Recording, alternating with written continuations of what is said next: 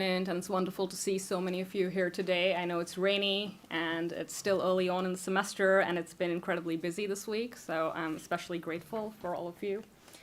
It's a great pleasure to be hosting Dr. Sudev Sheth today and to have the opportunity to discuss his important new book, Bankrolling Empire, Family Fortunes and Political Transformation in Mughal India. Before we get started, I'd like to thank Professor Ashutosh Varshney, who is the director of the Saxena Center, for his unfailing support, and also to our manager, Pavan Pandey, as well as our events coordinator, Natalia Kharkovskaya. And we are, of course, also very grateful for the tech team here at the Watson that makes all of this possible. And since we will be talking about the complexities and controversies of Mughal history today, I'd also like to alert you to the fact that the center is hosting a number of events with the filmmaker Anand Patwardhan next week.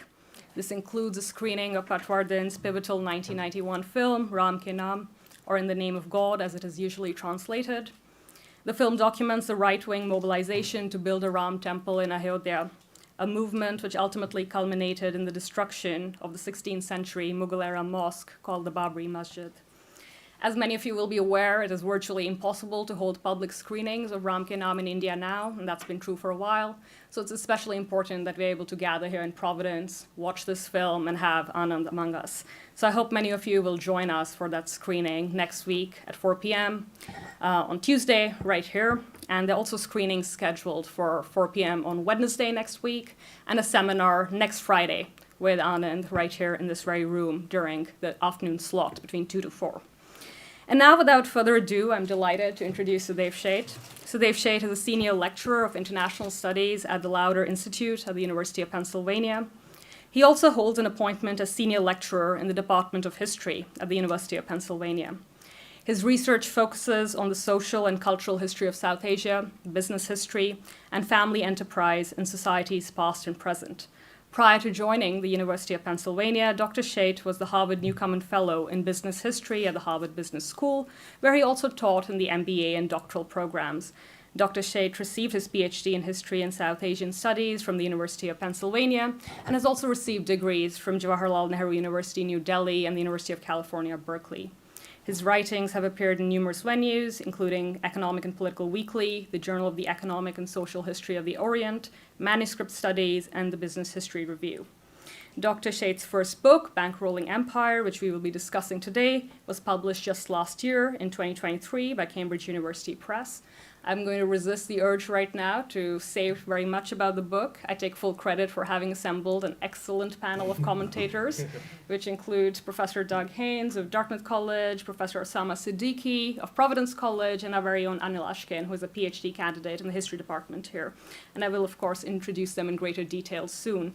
But for now, I just want to quickly say that it's been a long time since we've had an important new work of Mughal economic history. So it's really exciting that this book has been published.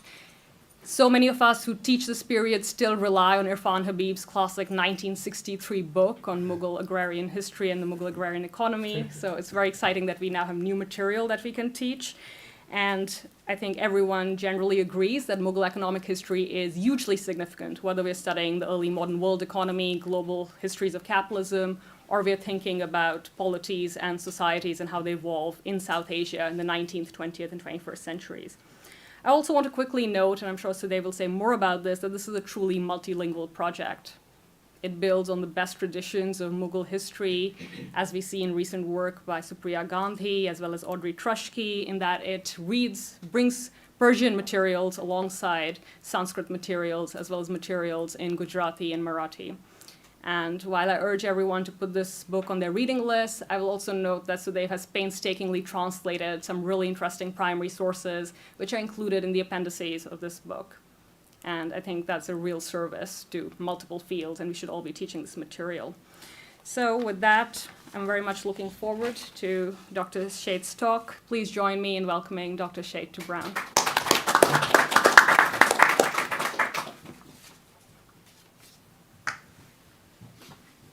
Thank you for the kind and generous introduction. Can you hear me okay in the back? Okay, perfect. Is about 35 to 40 minutes good and we have enough time? Okay, perfect. All right. Well, thank you to Professor Tharana Baines for the kind invitation, and again to Pavan and Natalia for facilitating my travel from Philadelphia. Thank you. It's so nice to be here at Brown University after a long time. I came actually as a graduate student to visit other friends here. So I wasn't here in any official capacity. I just had the privilege of walking around this beautiful campus and enjoying it. It's nice to be back after a few years. Also to the discussants, this is actually the first time I'm gathering with discussants for my book. We're doing an event at Penn, so Brown beat Penn to it, so thank you for that. That's really nice. I'm looking forward to the comments from everyone here, and thank you for taking the time to read the work. Since we'll have plenty of occasion to talk about the book and the argument, I thought I'd start in a slightly different place, which is how I came to this project. So as an undergraduate student at UC Berkeley in 2008, I was, like most undergrads, confused about what I should do next. And thankfully, I had wonderful professors in the faculty at Berkeley who suggested, if you really want to study India and if you really want to understand India, a 2 to 4 week visit as a student is not enough. A study abroad program is not enough. You must go and live there. You must go and love there. You must go and travel as much as possible. So it is equipped with that wisdom from senior professors at UC Berkeley that I bought a one-way ticket to New Delhi to begin a master's program at JNU, a university in Delhi. It was in modern history. Now, this was reverse migration for a child born and brought up in the US. So for my parents, that was an unusual step, but thankfully they were very supportive. So if anyone wants to do reverse migration in this audience, I totally encourage it. It's worthwhile. At JNU in New Delhi, I was enrolled in the modern history stream. And I wonder if, should I just use, let's see if this works. Perfect. I was enrolled in the modern history stream, which is essentially 19th and 20th century modern South Asian history. However, equipped with a motorcycle, which I purchased, which again, my parents did not know about, but it was a lovely purchase, I was traveling the city and visiting several medieval monuments and sites of interest to me.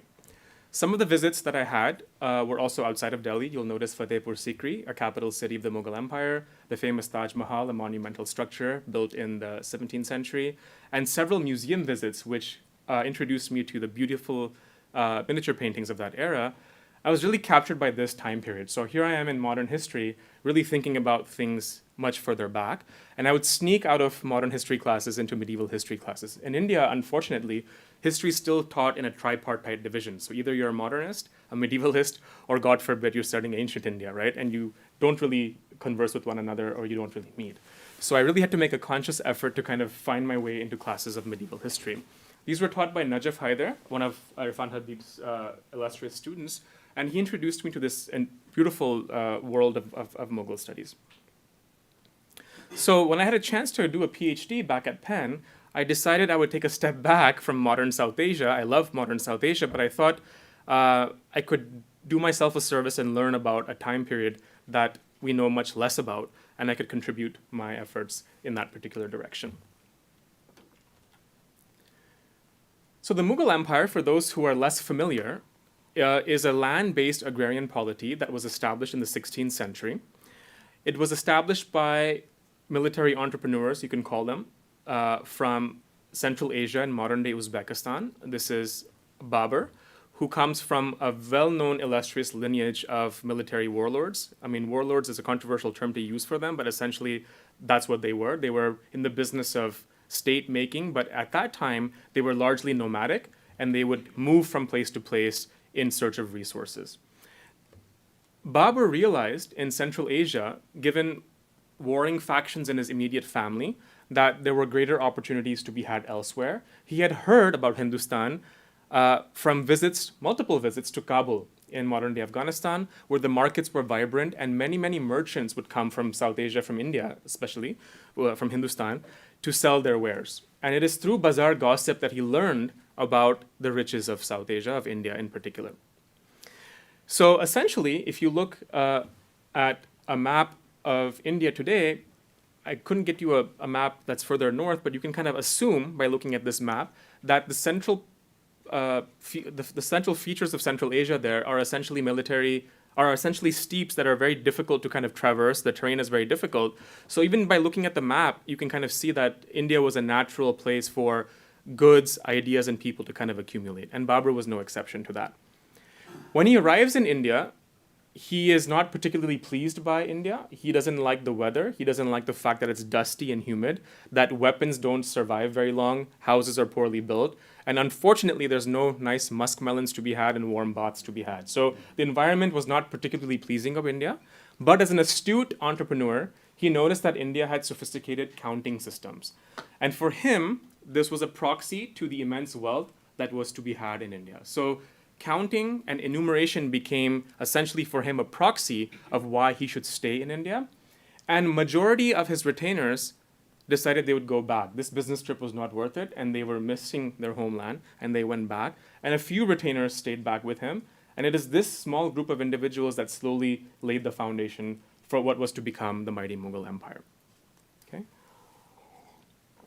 Babur and his son, Humayun, are said to be sort of the founding patriarchs of this dynasty, but it is really Babur's grandson Akbar who is much more well-known and famous in historical imagination, and rightly so, for using principles of outright leadership, of a combination of conquest and conciliatory approaches, and essentially building a kind of administrative mechanism that not only harnessed agrarian surplus and revenue, but also allowed for people to kind of partake in the idea of Mughal sovereignty. How was that done? That was through the administration. Yes. Could you take some just clarificatory questions? Yes, sure. So Akbar's empire and its geographical expanse Yes. is well known. Yes. How much of what we are watching here Yes. was Babur's? Babur was very little. It was essentially organized around Agra-Delhi belt. In fact, when Akbar took the throne, he was just 13 years old and had very poor inheritance. So unfortunately, he didn't inherit very much. A tiny sliver of land, no buildings, no forts, no material goods as such. But the idea of sovereignty was sort of embryonic at that stage. And he used that as the basis for his entrepreneurship. So nothing south of Agra, Gwalior. Not really. Why do we call it an empire then? It's a really good question. Yeah, that's a really good question. So that's worth thinking about. And I think if we were to think about the mature features of an empire, if we think about a bureaucracy that was well established, a system of rank and file through which people could aspire to grow their careers, etc., that really was established during Akbar's reign, especially under the help of Raja Todarmal, who was a Hindu finance minister, who was also ridiculed for his idolatry, but was a very good minister. And he actually brought principles of statecraft from an earlier political formation under Sher Shah. So in some senses, Akbar was really smart in hiring the right people, as all leaders would know. You know, hiring the right people is really where the magic happens. So it is under Akbar that you have salaries in kind and cash. You have the movement of mansabdars and jagirdars, that is people who are part of empire from post to post, and you have a kind of establishing of a kind of centralized agrarian revenue system. This is why when Irfan Habib writes his book, The Agrarian System of Mughal Empire, it's really focusing on this period and the period after that. Yeah. Okay. Let me move ahead. So while the high tide of empire, as we would all imagine, right, excesses, riches, beautiful monumental structures, an administrative apparatus that is robust, and so on and so forth, while that is interesting, and people have written about that, I was much more curious and much more interested, as a student of modern history, driving around my motorcycle in Delhi, is these monuments have survived, but what happened to the people who built them? And what happened to the structures that enabled such kind of accumulation of wealth and capital and resources? What happened to this empire, so to speak? I can't explain it so well in words, so I thought I'll show you a quick 20-second clip of what captured my imagination, because I think visually it's interesting to think about what happens to the empire. This is Mughal Empire at its peak, right? Really covering most of South Asia. Again, I would urge everyone to avoid thinking of this as some kind of wall-to-wall carpet. So Mughal power was definitely concentrated in certain nodes, typically urban nodes and areas with agrarian riches. But still, you get a sense of the extent of their influence in terms of their sovereignty. This quickly changes in the late 17th century, and you can see how that changes through this map here, which is done pretty nicely.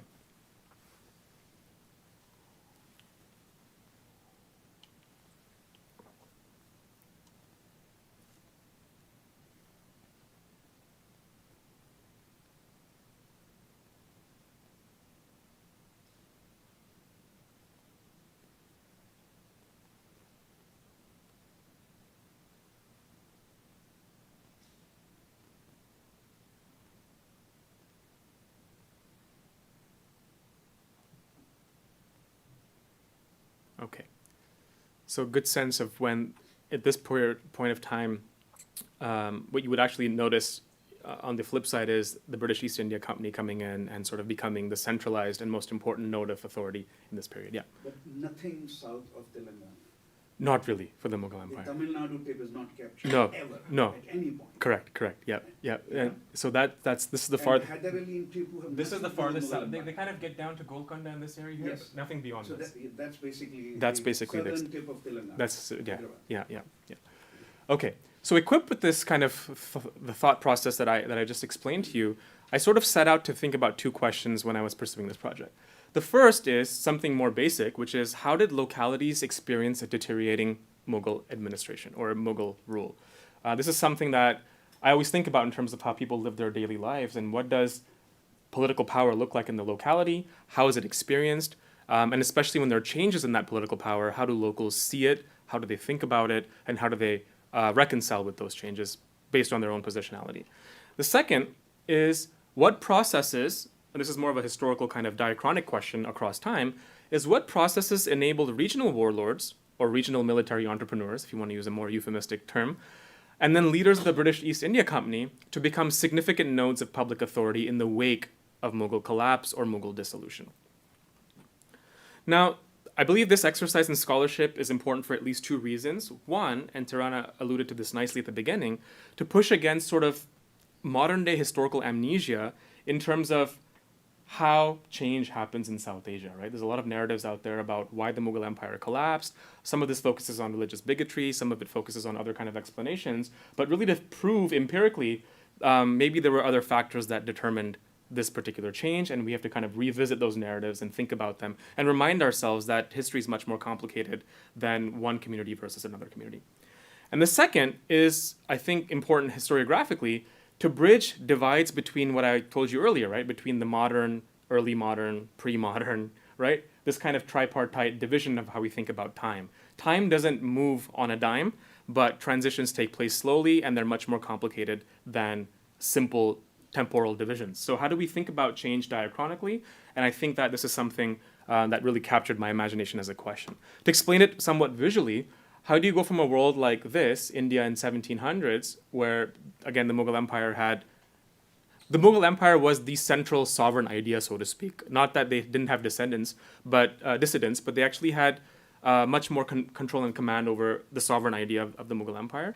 How do you go from that world to a world just 40, 50 years later where you have several indigenous states that have carved out fiefdoms, to one where 50 years later you have a much more complex tapestry of rights, privileges, and resources that are split across a dizzying amount of individuals. If anyone who studied 19th century South Asian history, you'll know just separating who has rights over what parcel of land is in itself like a jigsaw puzzle, right? And this is evident in the jigsaw puzzle that was South Asia in the early 1800s, okay?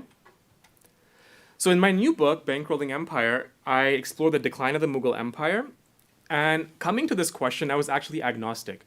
I didn't know I was a historian of capitalism, nor did I know I would study money until I was well into this project. I just came to the project thinking I have to figure out what other explanations might exist and what other evidence might exist to explain the downfall of the Mughal Empire. Coming from the Irfan Habib tradition, in a way, we were indoctrinated in that way of thinking at JNU. But again, Najaf Haider, my professor, said, there's plenty of room to think differently. So use this opportunity to think differently.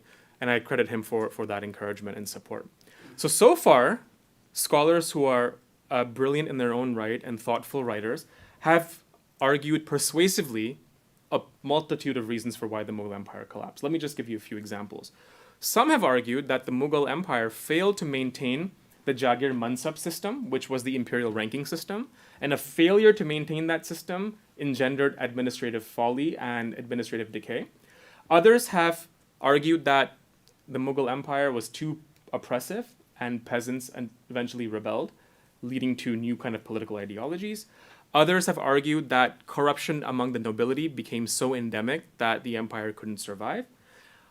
I think one interesting argument has been advocated that the Mughals failed to adapt handgun technology. Typically, handgun technology is associated with other kinds of organizational gains, such as a better disciplined cavalry, which the Mughal Empire didn't really pursue.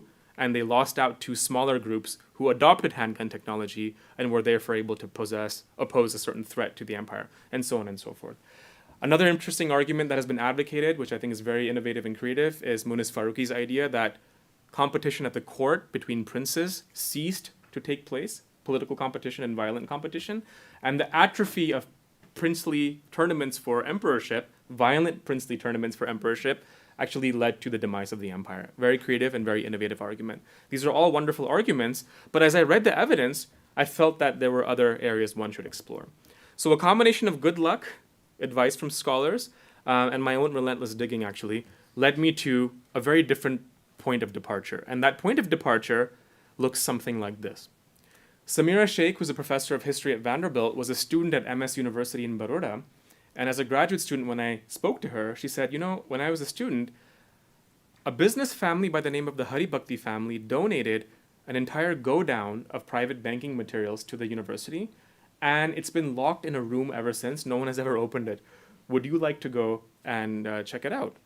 So equipped with this little nugget of knowledge, I persuaded Devesh Kapoor, who was an advisor of mine at Penn when I was a student, to give me a little bit of cash so I could go and do this. And he gambled the first dollar on this project, so I credit him for his support as well. So I spent a full summer in Baroda looking at these materials. Now, venturing into these archives was an extreme sport for anyone who's done extreme sports in historical archiving work. Archive that hasn't been open since 1986. You can imagine the kind of state that it's in. I dealt with rat feces, pigeon poop. I dealt with all kinds of other things I can't describe. Fell sick many, many a time. This was pre-COVID. I should have known better and masked up, and but I didn't do that. So that was my fault. So any historians here, make sure you mask up before you go in. And critters I'd never seen before with all kinds of formations, right? Finally, made my way through this archive, and what I learned by looking at these banking papers from a little later period, 18th, 19th century, is that Mughal history has been written from the perspective of mature state sources, from state bureaucratic sources. So, in some senses, what we know of Mughal history is an idealized vision of what the empire thought of itself.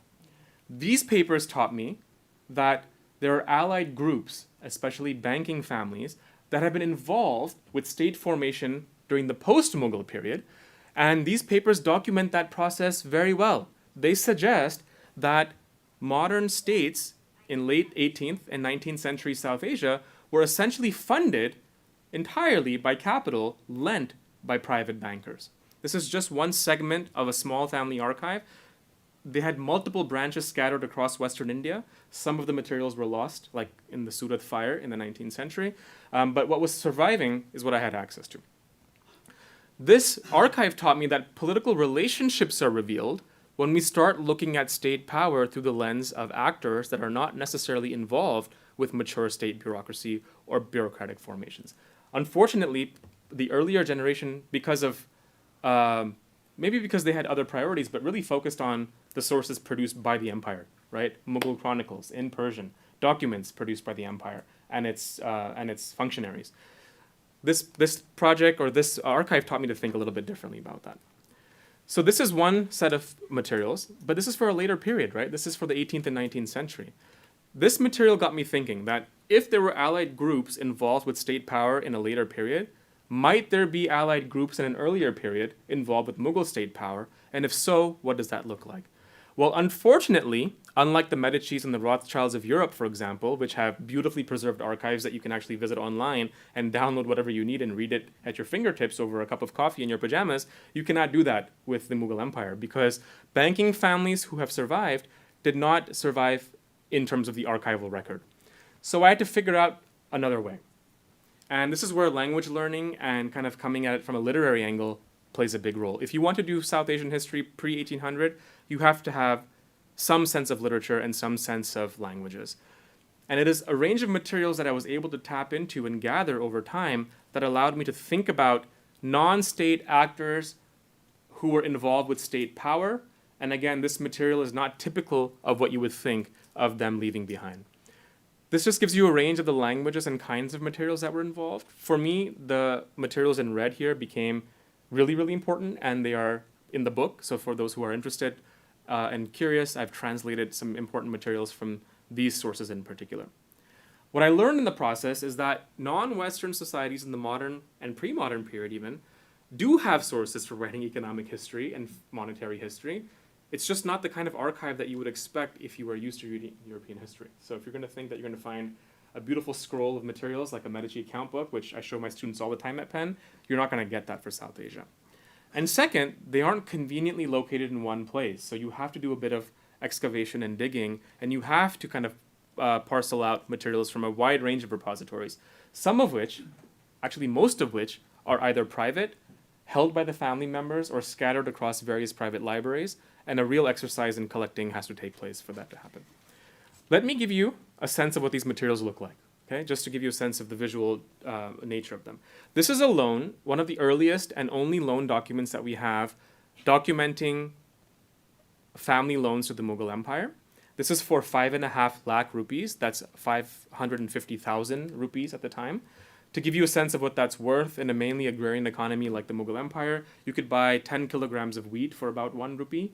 A military day laborer would take anywhere between half a rupee and 3 rupees, depending on their skill level for their work.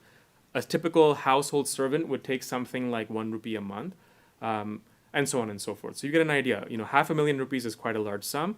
500,000 rupees is enough money to sustain a provincial army of several thousand for anywhere between 1 and 2 months. Okay? So a spot loan of $500,000 could make the difference between you sustaining your provincial army for the next 1 or 2 months or losing battle. Okay? So this is a large sum of money. This is a loan outlining 500,000 rupees to Prince Murad Bakhsh during a time when he was contending for the princely throne. And it is during princely tournaments for emperorship that I first noticed money becoming a really important source in Mughal politics. I'll say more about that a little bit later, but just to get a sense of what this looks like. This material, by the way, comes from contemporary descendants of the family. So it was actually having to kind of meet the family and ask them to dig out materials from their attic, which they said they didn't have, but eventually found out they actually do have materials. So don't take no for an answer, I suppose, is the first learning there. Here's a second set of materials. This is a prashasti. A prashasti in Sanskrit is a praise poem, something that commemorates somebody else. And this is a praise poem from the 17th century, and this is a modern 20th century kind of copied version of that. This poem has been absent in Mughal studies for a very long time, partly because the original manuscript was sandwiched between a larger folio and it's circulated with itinerant Jain monks until it was discovered in the 1950s and then transcribed. So again, materials from the 17th century may not be entirely lost to us. We're just waiting for someone to find them. This is one example of that. This is a Sanskrit praise poem that documents members of the banking family, which I'll talk about later, and their role in Mughal politics and their importance in ideas of sovereignty and practices of Mughal administration. And my favorite source, we're allowed to have favorite sources as scholars of history, I think. So I will tell you my favorite source is Miratul Haqaiq, which means mirror of events or mirror of truths, depending how you want to translate it. This is the unpublished diary of a low-level Mughal bureaucrat hanging out in Surat, Ahmedabad, Baroda, and essentially someone who took the pain to compile daily news reports from his locality, also entering his own laments about his own personal fate and things that were happening around him. He was a real complainer, but that makes this diary really, really valuable. And we need to have complainers in history to write history, right? So this is about 489 folios, and we know it's incomplete because there's a catchword at the bottom of the last folio, and there's no materials to follow. So this is probably a much larger work than what you see here. And a sole copy of it exists at the Bodleian Library at Oxford University. It was purchased by one Scotsman, Fraser, in the money markets of Ahmedabad, possibly even gifted to him, we don't know. And he donated this back to the Bodleian Library in the 18th century. So in some senses, thank God for colonial collectors, because we have this diary because of him.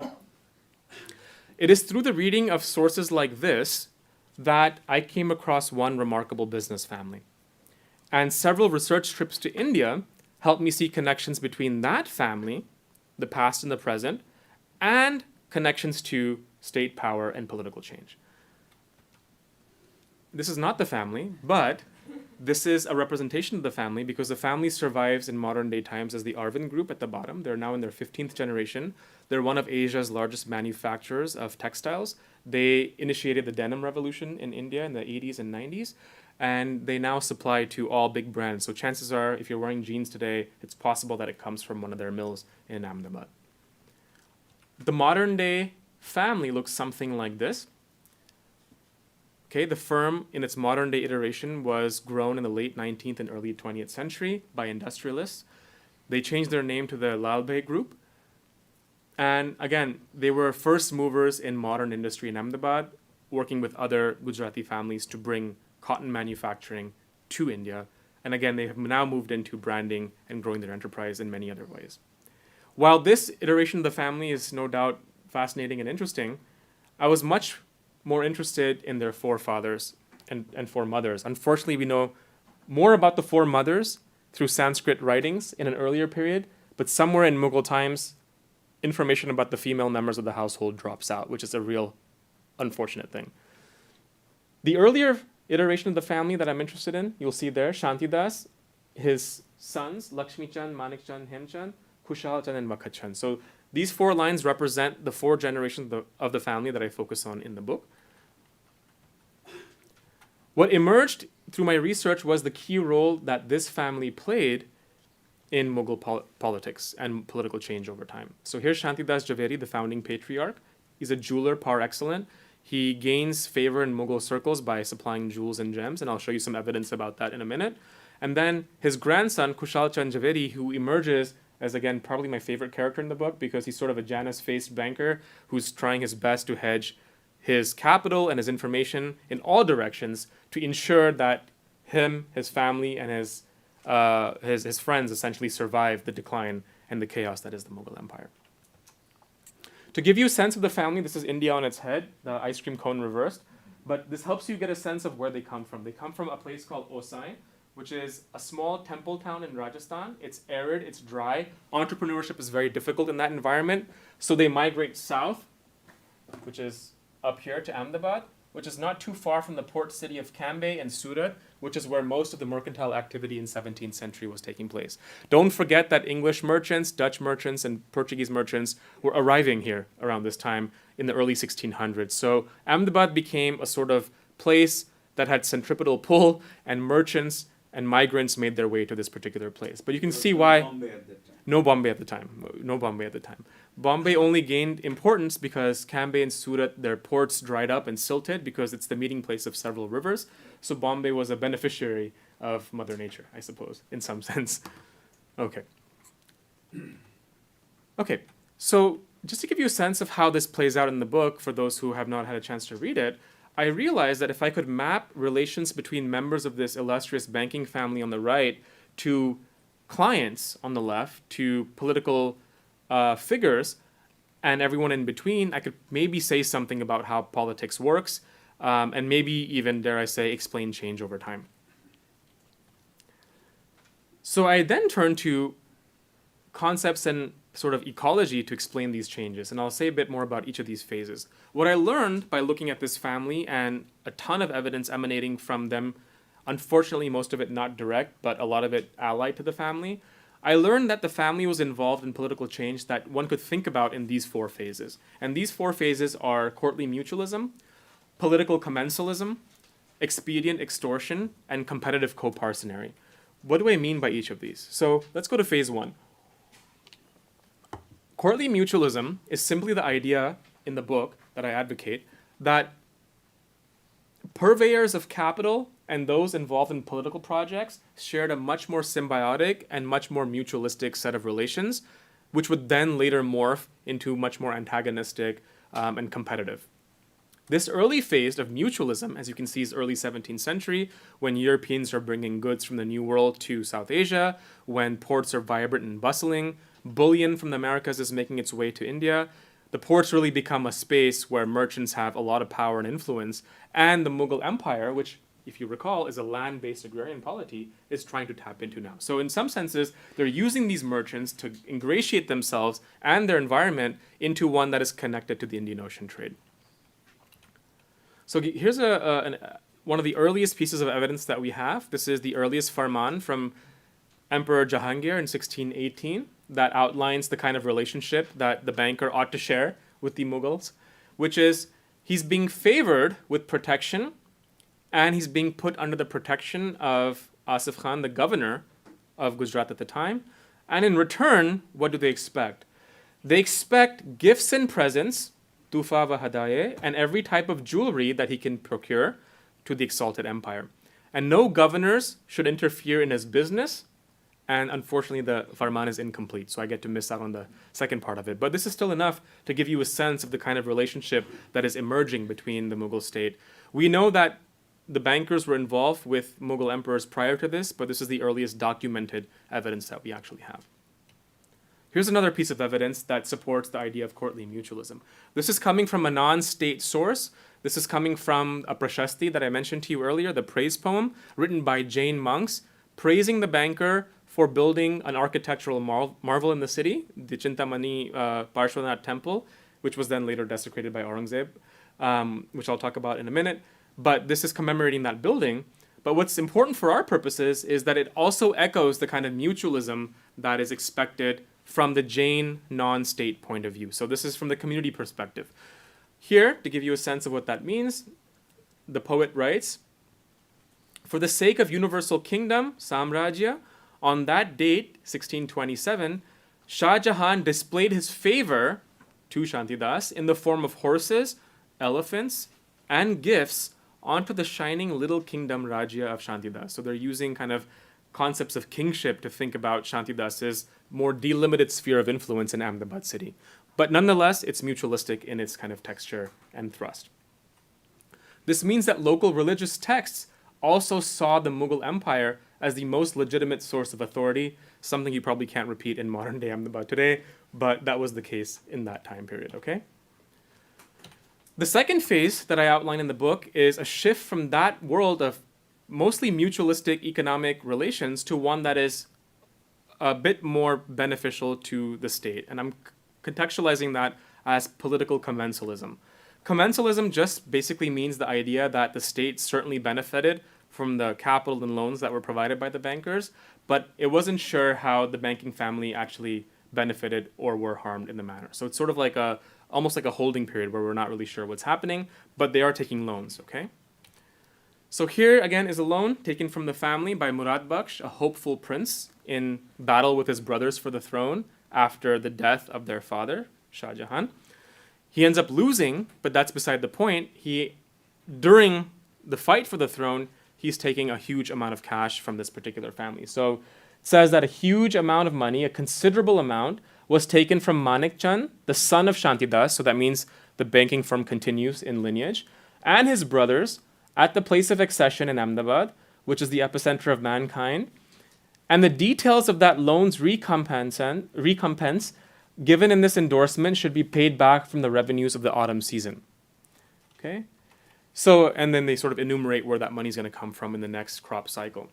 Now, earlier chronicles that we look at, and I cite these in the book, suggest that the Mughals had enough capital to not only sustain empire, but they also paid the debts of their dead nobles. So for example, if a dead noble passed away for whatever reason, and there were outstanding debts in a small or significant sum, the state would take care of that and would clear it. And we have clear evidence for this. Here's a period where the state does not have the capital or the requisite capital to continue the theater of statecraft, and they're relying on private capital to do that.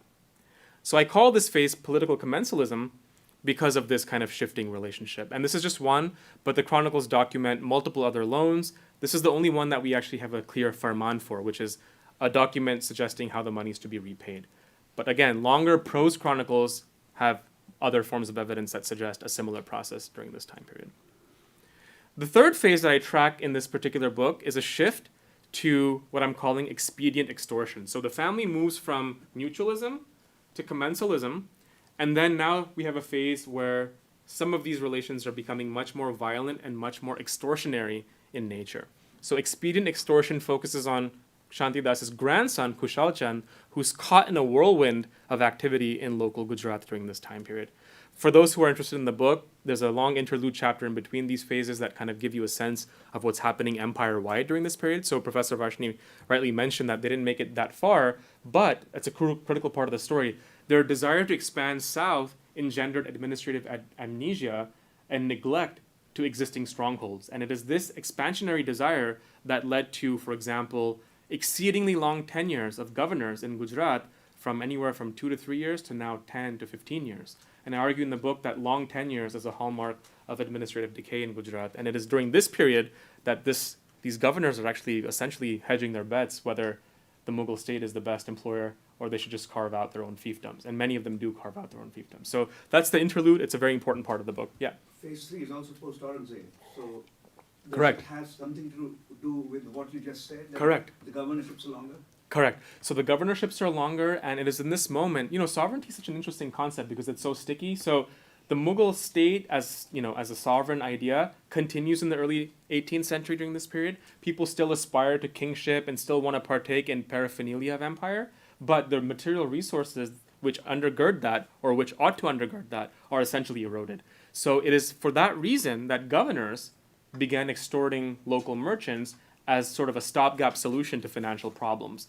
And this is something that is very, very evident in nature. Aurangzeb also had these issues too, but this becomes much more accentuated after his death, no doubt about it. So what does that look like, and where does this take place? So here's a 15th century fort in Ahmedabad, the Bhadra Fort, which I had the opportunity to sneak into when I was doing my fieldwork. I don't endorse sneaking into monuments, but if you can, why not? I mean, I really wanted to see this place, and I made my way there. And Kushal Khan spent most of his nights in the prison walls of this fort on the right side there. Now the ASI has used plaster of Paris or something to kind of patch everything up, and it doesn't look very nice, but that is what it is, okay? So Kushal Khan is someone who is really key in this particular phase, and he starts being extorted by several governors back to back. Initially, remember, he's inherited very favorable relations with the Mughal state from his father and grandfather, and for him, this is entirely new. But it's amazing how he pivots really quickly and uses his capital, his know-how, and his resources to start shifting his own priorities. Initially, he's asked for money politely. He gives it. When he realizes this money is not going to be paid back, he starts refusing. He's then subject to merciless extortion and imprisonment, and he escapes Ahmedabad several times but makes his way back, and finally decides that it's much more wise to start lending money to other groups who are on the horizon. Okay, that's sort of the nutshell of what happens here. So just to give you a sense quickly of what that looks like, a microhistory of extortion. This is in Persian language, translated from my favorite source, Miratul Haqaiq. So this is a story of two governors, quickly. Hamid Khan, a renegade Mughal noble, who was a challenger to Aurangzeb as well, told Kushal Khan that he needs 10 lakh rupees to pay soldiers. He says, either raise this money through taxes, illegal, from the people, or give the amount from your own banking house. Just about, you can say about 2 weeks later or 3 weeks later, for the payment of the soldiers, the divan or the paymaster of that same governor clamored excessively. And through the acquaintance of Kushal Khan, the jeweler, 100,000 rupees was raised in sums of 10,000. So this was raised in lead lending systems where they would take money from 10 different bankers in the locality, create one larger loan, and present it to the governor. A year later, and we have a lot of evidence of him doing this with multiple governors who are competing for possession. So multiple governors are sent. In the earlier days, only one governor would be sent, but now, because of administrative crises, multiple governors are being sent, and they're basically asked to fight it out in the locality. Whoever gets possession gets to be governor. And for that process, these bankers become extremely important. So this rival governor gave a message to Kushal Khan that he needs money to pay soldiers' salaries. This is a common theme. Got to pay the salaries of soldiers. Kushal Khan said, well, all the money lenders, grain merchants, they have wealth. If you want, I can get them from those folks. And this governor says, in anger, I'm not some enemy. I'm not a rebel like this earlier governor. I'm a servant of the king's authority. So even though the king is not paying, he still sees himself as a servant of this particular king's authority. I'm asking you for a loan. If you please, in exchange for that loan, you can take precious jewels from the government as collateral. You can take even up to 25% on top of what you loan as interest, and God willing, we'll return the money back to you. This is typically a monthly interest. The matter shall be cleared. So after being offered this hefty interest sum and some jewels as collateral, Kushal Chand was happy, and he stayed one night in the fort and in fact paid 100,000 rupees and returned home. So he had the money, but he was just trying to figure out optimal ways of lending. There's many, many episodes that go into this kind of lending back and forth at the micro level, and the book explores that. I just want to highlight a non-Persian, a non-state source that also has a similar vantage point. This is a Gujarati poem, an old lyrical poem that has been forgotten, not translated, but I've translated some select verses for you here, just to give you a sense of how local Gujaratis saw their banker Kushal Chand. And I can tell you, he does not emerge as a clean character at all. So here in this case, essentially, these governors are fighting for control of that fort that I'm telling you about. It's violent. Civil war breaks out in Ahmedabad. There's often soldiers fighting from rival camps. But what we learn in this is that this banker that I'm talking about is seen to be a local cheater and has been seen to be someone who is in fact contributing to chaos in the city by allowing these governors to loot and ransack Ahmedabad, okay? So again, these characters don't emerge in any clean format. They have multiple personalities, and it's really interesting to think about how shifting information and resources makes them look very different based on the vantage point that you're looking at. Let me quickly go to the last phase before wrapping up, so we have more time for a discussion. The fourth phase is what I'm calling competitive coparcenary. And this world of competitive coparcenary is typically the starting point for modern South Asian history. So if you read people like Chris Bailey, or if you read modern South Asian history by anyone, typically this world of multiple sovereigns, native princes, princely states, etc., is almost like the given premise or the given starting point for thinking about South Asian history. This book and this chapter tries to give you a sense of how we get to that place, right? How do we end up in a world of competitive coparcenary? And competitive coparcenary simply means that the market, the political market, desired more nuanced tools for adjudicating and arbitrating disputes among multiple claimants who had some legitimate authority, and also endemic violence was extremely disruptive to trade and political formation. So competitive coparcenary essentially is a world in which rights start to be negotiated through contractual obligations and debt relations. So the birth of debt states in South Asia, the birth of indebted sovereigns, indebted native states, comes from this particular time period. And of course, the Javeris are a part of this too. Okay, they want a part of every change that's happening in their environment. This is Waqt Chand Javeri, and I found this image about a month before my book was published on a trip to India. So thank God for good fortunes, and you need a good book cover because everyone judges a book by the cover. So this is Waqt Chand Javeri. This is painted on the inner marble wall of a Jain Derasar, a small Jain temple in Ahmedabad. And luckily the pujaris were very nice. The priests, they held up 2 candles. I used my handy dandy Pixel phone, took a picture, and that became my book cover. So amazing technology in the world that we live in. But this painting I knew existed for about 2 years prior to finding it. It just took me 2 years to figure out where it was. And it's still there. So if anyone wants to go see it, you can check it out. Where's the Palki going? The Palki, we don't know because it's just a painting, but I presume either to the royal court because he's being flanked by military entourage and his retainers, but I could only guess. There's no idea where he's going.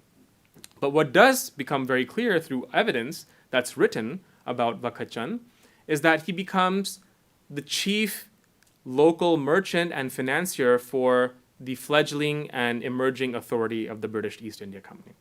And so Waqt Chand essentially becomes the financial guarantor, the banker par excellence, the banker with the best reputation in the locality for financing and managing contractual agreements between different competing groups, be they renegade governors from the Mughal Empire, be they new upstarts, which are the Marathas from the Deccan, be they the British East India Company, okay? So no matter where you're coming from, you're still relying on local networks of information and capital and know-how, and even sort of day-to-day state functionary sources. Like, so these people had banking firms, and they had the skill set and the people to help write these contractual agreements that have survived in time.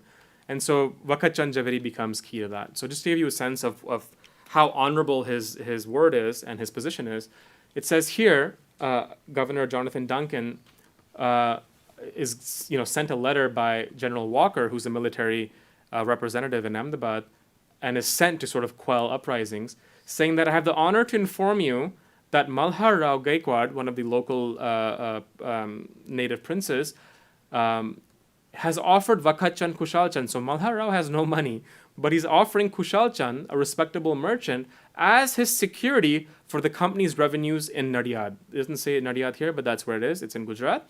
I have accepted his bond, deeming it one of the most unexceptionable in the country for the payment of this demand. And there's several materials that quote the family's involvement in this kind of shifting enterprise of political change.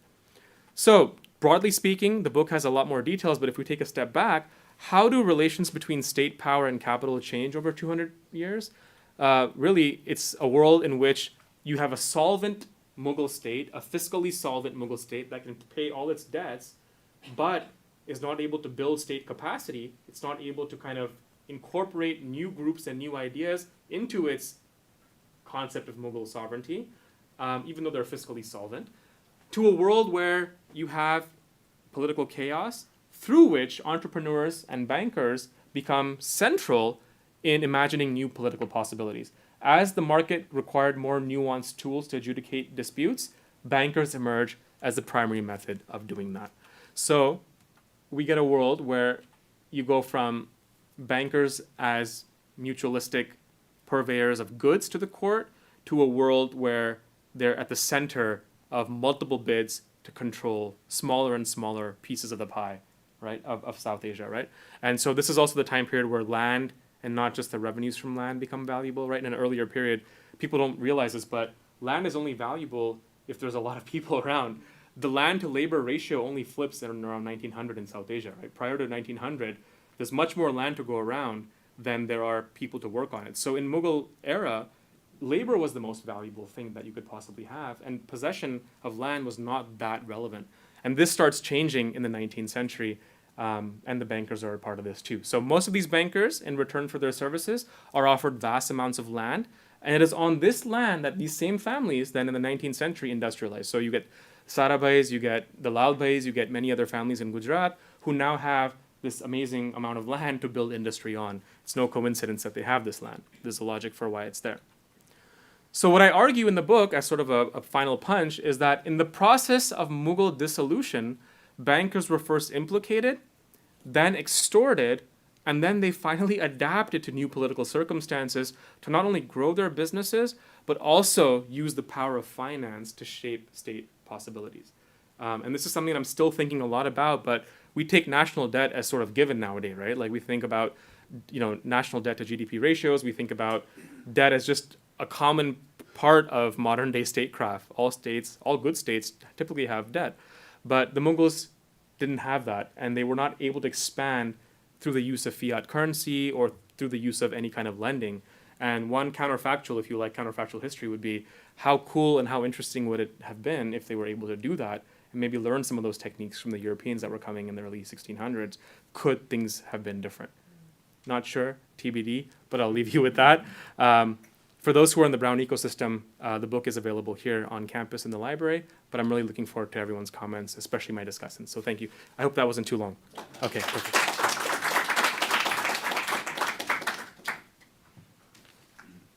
Thank you so much for that excellent presentation. So we have 3 discussants, and I'll introduce them just before they offer their comments. We're going to start with Professor Osama Sadiki, who's an assistant professor at Providence College. Osama Sadiki is a historian of the British Empire in India, with a particular interest in intellectual history, the history of ideas, and the history of economic thought. His current book project is focused on the translation and reception of British economic ideas in colonial India. Specifically, he looks at how economic thinkers like James Mill, John Stuart Mill, Alfred Marshall, and others were translated into Indian languages like Urdu in the 19th century, and how Indian translators drew upon older Islamic and Indo-Persian conceptions of wealth and politics to make sense of modern economic ideas. Before coming to Providence, Osama received his doctorate from Cornell University. Please join me in welcoming Osama. Whatever you prefer. If you'd like to just have a seat. What would you prefer? Oh, whatever you like. I'm just grateful that Stand and deliver normally. Okay, great. Okay. Well, thank you so much, Tirana, for organizing this event and for inviting me to be a part of it. And thank you to the folks at Watson for all the logistics. And of course, thank you to Sudev for writing this terrific, really rich, very transformative book, deeply researched, meticulously argued. It's been such a pleasure to read this. And I must say it's particularly a pleasure to read a book that both answers some sort of long-standing questions and debates in the field, but that also opens up new questions and new possibilities and avenues for research. So I think this is a really powerful and agenda-setting intervention in South Asian studies that's going to change the way that we think not only about the relationship between money and politics in early modern South Asia, but also histories of Mughal and post-Mughal state formation, early modern finance and commerce in South Asia, the transition to colonialism, and a whole host of other important debates and questions of early modern South Asian history.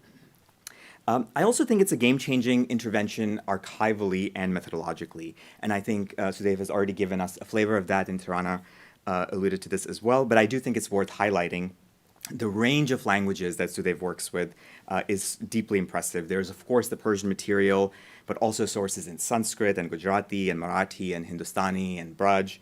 And with that are the European languages, and of course, the company archive in English, but also Dutch and French and German and Italian and Portuguese. I think I noticed like one, there was a reference to something in Portuguese.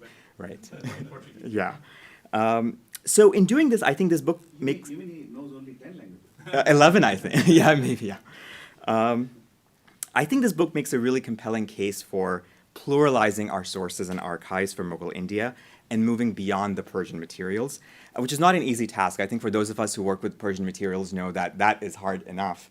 But I think the rewards of doing that are so amply evident in this book. In many of the chapters of this book, Sudev takes us through some of the more familiar sources, Persian sources, but then supplements that material with evidence from the localities in different languages, including many sources that have not been translated before or worked on before. And in some cases, it confirms what we know from the Persian sources, and in other cases, it sort of adds a whole new dimension. So we get a really complex and well-rounded view of the interaction between the imperial center and the locality. But I also want to say that it's not just the range of languages that Sudev works with that's impressive, but also the range and types of materials. And we got a sense of that from the presentation a little bit. So of course we have everything here from Persian imperial farmans and chronicles, Marathi account books, Sanskrit shlokas, Gujarati praise poems, French trading manuals, German travel accounts, Marathi account books, merchant letters, and everything in between. And so I think one of the major achievements of this book is to broaden the horizon of what kinds of sources constitute business history and economic history in South Asia. So the fact that Sudev can read an 18th century Gujarati poem as a source for economic history, I think invites us to think more capaciously about the kinds of sources that we use for economic and political history. So for all of these reasons, I think this is a really important and generative contribution, and I really enjoyed reading it. In the rest of my time, I want to think about two particular aspects of the book and pose some questions for both of them. These are somewhat scattered thoughts, so I hope you'll take them as fairly open-ended invitations to reflect on rather than sort of specific questions to answer. The first has to do with questions of social change, and second is about global histories of mercantile or commercial capitalism more broadly. So let me start with the first one. In her recent book, Merchants of Virtue, which shows how merchants in Rajasthan in the 18th century made and remade categories of caste and untouchability, the historian Divya Cherian asks, and I'm going to quote a little bit from Cherian's book here, quote, "Where is the merchant in early modern South Asian history, and where is the merchant in histories of caste? While there are many studies of mercantile activity in the domain of trade, and to a lesser extent politics, merchants remain peripheral to ideas of social change in early modern South Asia." I think one of the big achievements of Sudev's book is that it helps us to locate more precisely where the merchant is, or the banker is, in early modern South Asian history. In particular, the book is really successful in doing this, I think, because we didn't really have a case study before of a multi-generational family of bankers or merchants that kind of tracks their changing fortunes over time, as Sudev does here. Often in the older scholarship, you get a sort of snapshot of in a particular time, and then I think you sort of use that to either extrapolate backwards or forwards in time.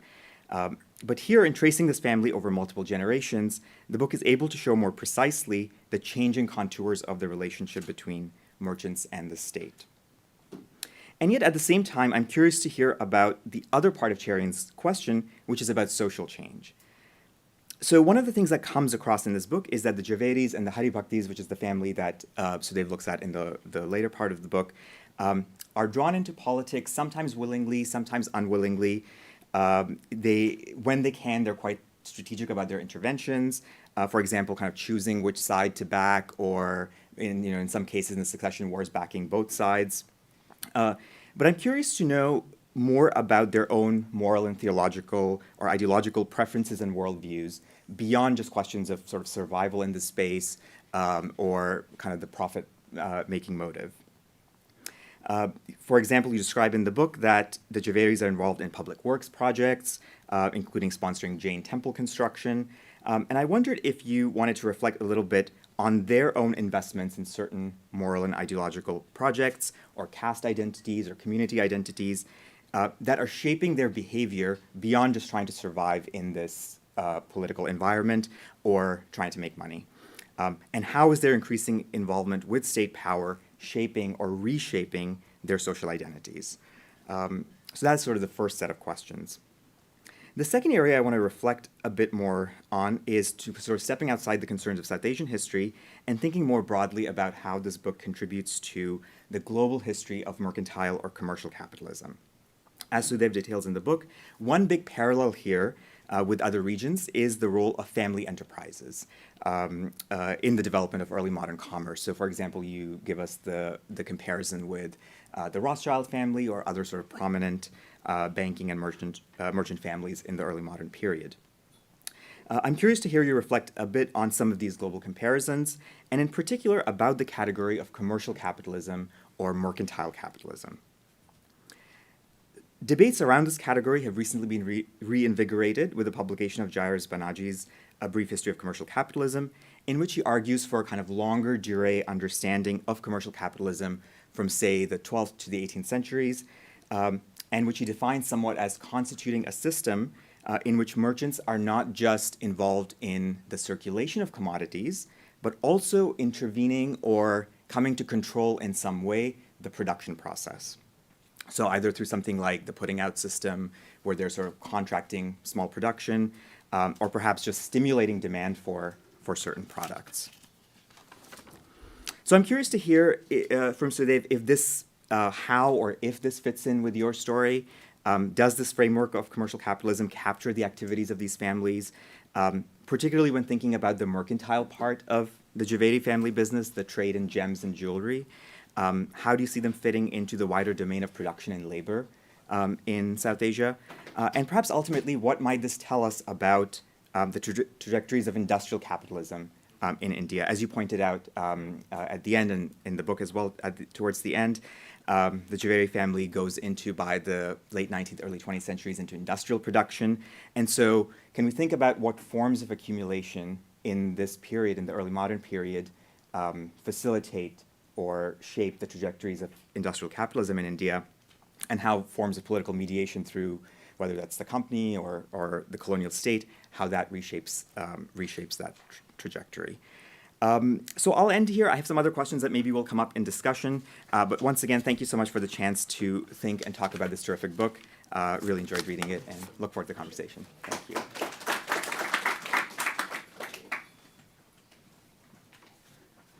All right, thank you, Osama. Mughal historians and historians of South Asia are famous for suffering from Ottoman envy, and I'm very pleased that our next commentator is a historian of the Ottoman Empire. Anil Askin is a PhD candidate in the history department here at Brown. His scholarship examines histories of capital, labor, and the environment through the lens of class struggles in the Ottoman Mediterranean during the 18th and 19th centuries. He is currently finishing his dissertation, which is titled The Order of Extraction: Capital, Death, and Violence in Central Anatolia, 1740 to 1820. Please join me in welcoming Anil.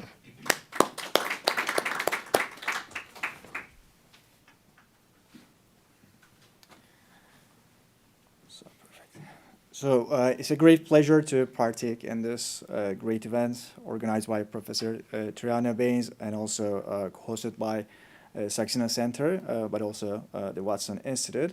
So as the only non-specialist commentator today, I would like to begin by expressing my appreciation for how accessible Bankrolling Empire is to those outside, to the field, outside the field of Mughal history and historiography. So Professor Sheth introduces many previously unknown and unstudied primary sources, obviously offering significant contributions to his field, but it remains approachable for a broader audience. So I must confess, working with these sources must be everyone's, like every historian's dream, but I don't know, I have second thoughts about like after seeing the pictures. So I'm a historian of the 18th century Ottoman Empire, focusing on agrarian capitalism, and Bankrolling Empire excited me by highlighting common challenges faced by historians of early modern Eurasian, Islamic, and gunpowder empires, and those of us who are studying merchant capital. So two of those, big challenges are the questions of imperial decline and also the post-imperial landscape. So the question of decline, present in historiography for generations, is often met with oversimplified and essentialist answers. And Professor Sheth, however, offers a more nuanced approach by introducing the archives of the Gujarat-based banker families, the Javaris and Haribakits. He discusses how these merchant capitalists initially forged and maintained favorable relations with the Mughal court, but later hedged their futures by investing in successor and rival powers. So, in addition to providing a novel periodization of the performance of Mughal fiscal and financial institutions, he traces the histories of merchant bankers who not only converted foreign currency and loaned money to Mughal elites, but also eventually mediated among rivals. So ultimately, it was the British East India Company that capitalized on these rivalries and arbitrated differences between competing powers. So Professor Sheth does not, of course, portray the company's colonial intervention as a natural outcome of the elite rivalries. Rather, he argues that it was achieved through deliberate steps, including but not limited to restricting local merchant bankers' financial and political maneuvers in the long run. So I would like to agree with second, like Professor Siddiqui. Professor Sheth's engagement with the question of decline is more generative than conclusive, and encourages us to ask deeper questions about the intersections of power and money. And it is also fascinating to observe that the histories of these merchant families predate and outlast the Mughal court, colonial administrations, and many other institutions in between. So from collecting toll fees in pre-Mughal India to practicing courtly mutualism and political commensalism, these families eventually became the major textile industrials, as we already seen in the his presentation in the 20th century. So, Professor Sheth rightly points out the stories of Javaris can be considered alongside their early modern European counterparts, such as the Medicis, the Fuggers, but also Rothschilds. So, in other words, the question of how wealth can be preserved for centuries is a major theme that stayed with me after reading Bankrolling Empire. So, in the remaining time, I would like to pose some comments and questions to Professor Sheth. So firstly, you often pair the terms like indigenous capitalism, capitalist, with private capitalists when discussing merchants and merchant bankers. I'd like to learn more about, you also mentioned this a little bit in your presentation, but I'd like to learn more about how your understanding of capitalism evolved both conceptually and historically in your project. Do you work with a specific definition of capitalism? And I'm particularly interested in your engagement with Fernand Braudel, whom you reference alongside other historical sociologists at various points. And Braudel's definition of capitalism as an anti-market process has always in my mind, like when I was reading your book. In other words, like Braudel offers a distinctly political definition, emphasizing that capitalism's monopolistic tendencies set it apart from other systems. So for Braudel, it's not the free markets, but the formation of monopolies backed by the state that defines capitalism. So I wonder in what ways the Gujarati merchant bankers corroborate or contradict this approach. And Braudel's notion of capitalism as as an anti-market process has also gained traction and interest among Marxian thinkers. I can think of immediately David Harvey, particularly in his discussions of finance capital. So I think there's a chance, maybe an opening to think broadly and longue durée global history of capitalism.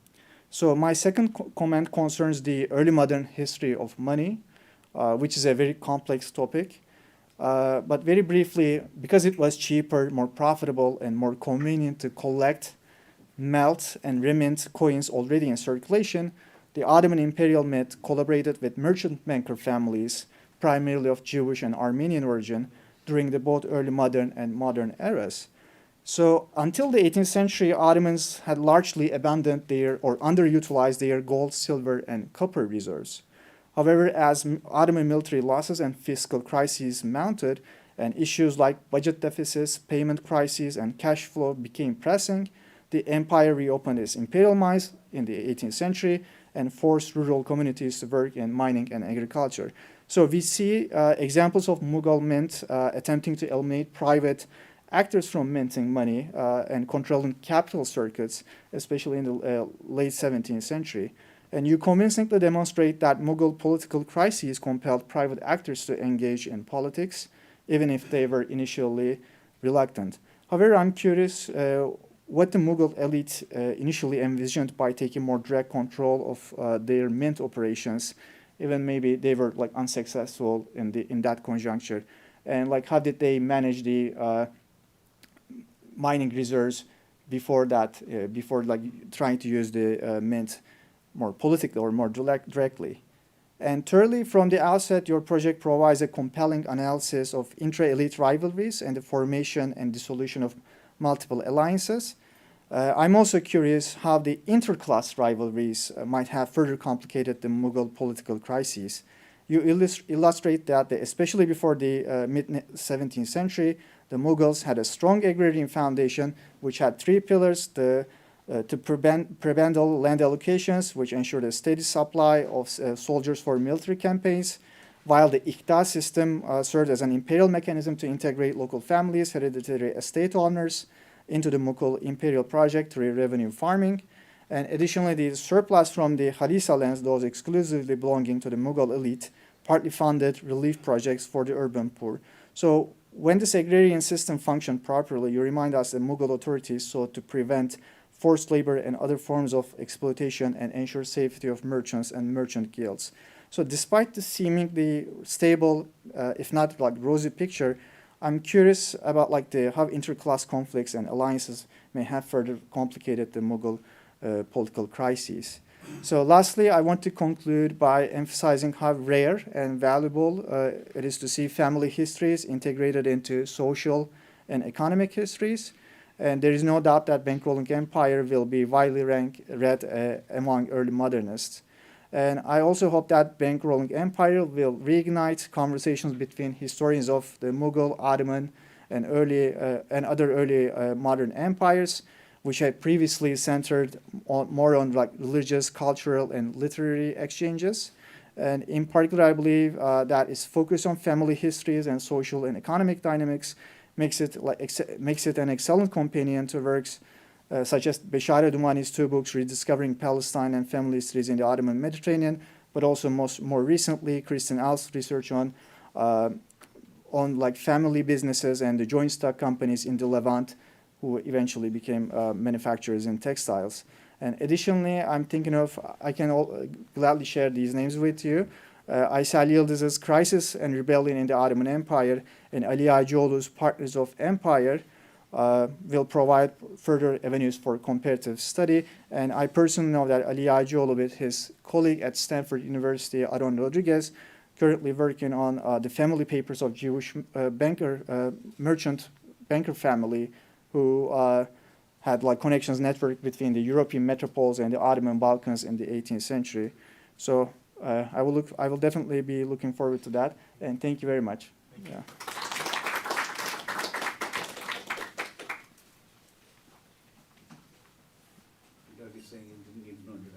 Well, he doesn't, but I'm going to do it anyway. All right. Last but not least, we have Doug Haynes. I'm especially delighted to be introducing Doug because I was personally a beneficiary of his kindness and support during the 2 years I spent at Dartmouth College, and I know that's true for many of us in this room who've known Doug, and for a lot of early career scholars who work on South Asia, that Doug is absolutely a pillar of support for so many of us. So Doug has just completed 40 years of distinguished service in the history department at Dartmouth College. His research, yes, I think I should talk. His research is focused on the history of late 19th and early 20th century Western India, and he has covered topics as diverse as cities and urban politics, artisans and merchants, capitalism, consumption and advertising, masculinity, conjugality, and sexuality. He is the author of numerous books and articles. I can't name all of them, but I will quickly mention two. Most recently, he's the author of The Emergence of Brand Name Capitalism in Late Colonial India, which was published by Bloomsbury. He's also the author of the very important Small Town Capitalism in Western India, Artisans, Merchants, and the Making of the Informal Economy, 1870 to 1960. This particular book won the John F. Richards Prize of the American Historical Association for the most distinguished book in English on South Asian history in 2012. Please join me in welcoming Doug to Saxena Center. Okay, thank you. Thank you very much for that introduction, Tarana. I think I've been asked to participate in this event because I'm a historian of Gujarat and because I work on capitalism, but I'm actually going to take my comments in a different direction, more as a teacher of South Asian history and who has to lecture on the political history of Mughal Empire at the beginning of a course on modern South Asian history. I'll mention how this is relevant. But I'm really pleased to have this opportunity to comment on this wonderful book. I'm really honored to participate. The book is path-breaking in many ways, and they've been elaborated here already in many of these ways. In addition to what's been said, it seems to me that Sudev's study is really one of the very first to bring Gujarat seriously into the history of the Mughal Empire. There have been a lot on Bengal and North India, much less on this region, and that I think that because of this, it complicates the history quite a bit. But it's more than just a history, another history of one region. It's a new kind of historical study, one that uses sources in multiple languages, from Persian to Gujarati. And to my mind, the reason this is important is because it's working. It works at a variety of levels. It's not just a history of this family. It's not just a history of the Mughal state. It's looking at the way that these two levels interact. So that particular diagram where you showed the Mughal on one hand and the Javeri family on the other, I think is very important because it's this work is trying to coordinate the two and see what they have to do with each other. And I don't think that's really been done before. The book is a very different one that I think than historians of Gujarat had been anticipating. We had heard about the work on the Hari Bhakti family and on the Javeris. I expected a business mercantile history. I think it's really a political history first and foremost, but one that takes these mercantile actors very seriously. Another point to make is that very specific individuals assume importance here. It's not just big structures, I guess, like the agrarian system of Mughal India and so on, the classic work of Habib in 63. So that's very important in understanding what was going on. Okay. So as I mentioned, I'm bringing my perspective as a teacher and observer of the history of Mughal Mughal Empire. I'm not a specialist on Mughal history. I really work on primarily on the 20th century. And I may be simplifying the history of the Mughal Empire somewhat here. But I think that what Sudev has to say is really revolutionary for understanding. And what I'd like to do is position this book within an approach to Mughal history, which I would call the social foundations of empire. That is, a history that doesn't look just at the level of the top Mughal Empire and the emperors and their military campaigns and so on. That was a kind of history that was, I think, up to 1960 or so, dominated Mughal history. A history that focused on military campaigns and the actions of Akbar and Babur and others. And to the extent to which it addressed issues of Indian society and the need to get support within Indian society, it stressed religious toleration, or maybe sometimes even word secularism was used. Akbar's interest in various Hindu practices and so on, and perhaps its willingness, the Mughals' willingness to arrange alliances with the big Rajput chieftains of North India. But I think really beginning with Habib's book and with others, a kind of social history approach to empire emerged that focused on the role of Indian actors, South Asian actors, and also on the composition of the Mughal nobility, looking at its social composition, which included actors who were Indian, including Hindu actors as well. But the real focus initially in this literature was to look at the role of zamindars, the rural elites, and the ways in which they supported the empire, brought revenue to the state, and they were often seen as figures who were deeply embedded in rural society and provided critical support for the empire. And I'm surprised this wasn't mentioned in discussion thus far, but then there was an article by Karen Leonard that entitled, Great Firm Theory of Mughal Decline. Of Mughal Decline, but which basically argued that great firms, great banking firms, were critical to the working of the Mughal state and to its later decline. That's not the work on Hyderabad. She was doing the work on Hyderabad when the article came out, but it wasn't simply based upon Hyderabad. But on the other hand, it was a provocative piece. It wasn't backed by a lot of empirical work, and it was thrown out there as a very interesting argument. And I think it was very valuable what she did. But she basically caused some people to look at the role of merchants and bankers more seriously. And in this kind of social history approach to empire, the decline of the empire was explained by the collapse of the social foundations for the Mughal Empire, the dissolution of the divisions among the Mansabdar class, the nobility, the growing willingness of zamindars to break off from the empire, and then the increasing alliance of bankers and merchants with regional states, and then ultimately with the British.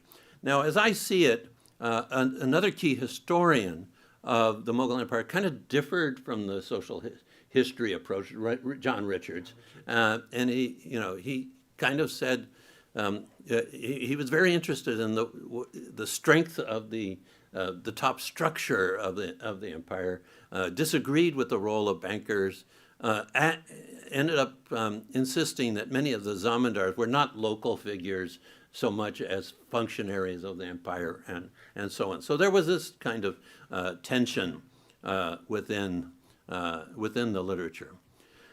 Now, Sudev's work is a major contribution for a reason I've already mentioned, his willingness to work between these levels of actors. He doesn't so much deal with the emperors so much as regional rulers, regional governors in Gujarat, about whom we've known very, very little.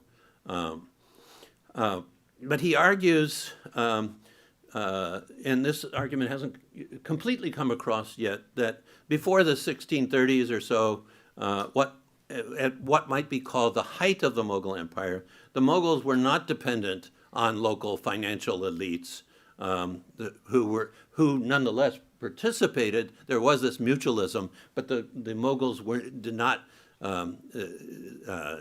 financially depend on these local elites, and that financial elites were drawn into the politics of the making of kings and regional nobles only later, with conflicts among members of the nobility, the sons of Shah Jahan fighting amongst each other for power. So there's the rise of these intra-nobility conflicts. And then a sort of, increasingly we see regional rivals to the Mughals emerging as important figures in this history, as well as nobles who no longer have a commitment, strong commitments to the center.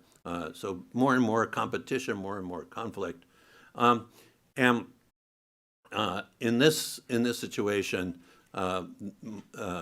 elites are more and more dependent for financial resources, reach out, more desperate for financial resources, and merchants start lending to the state voluntarily in some cases, and under extortion in other cases.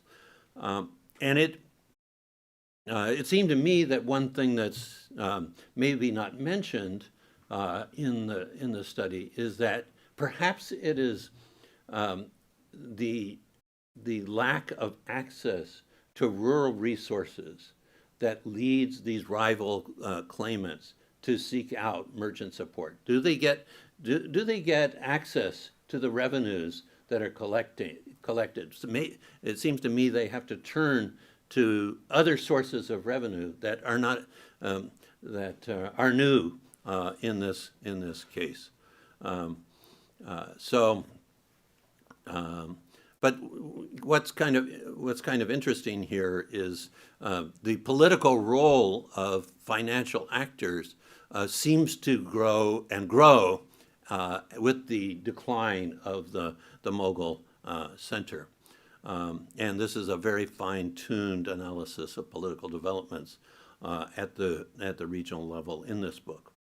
Now, I think it would be worth taking them. I'm going to have a series of suggestions for articles to spin off of this, because I think there's still a lot of potential to do more that can't be done within the context. But the first one is, I think that the main arguments of the book themselves might be the source of an article that could be, would have less of the detail of the book, but that would illuminate bring out the major arguments. And I would urge you to do that, and much more in a sketchy fashion, maybe as Karen Leonard did in her book.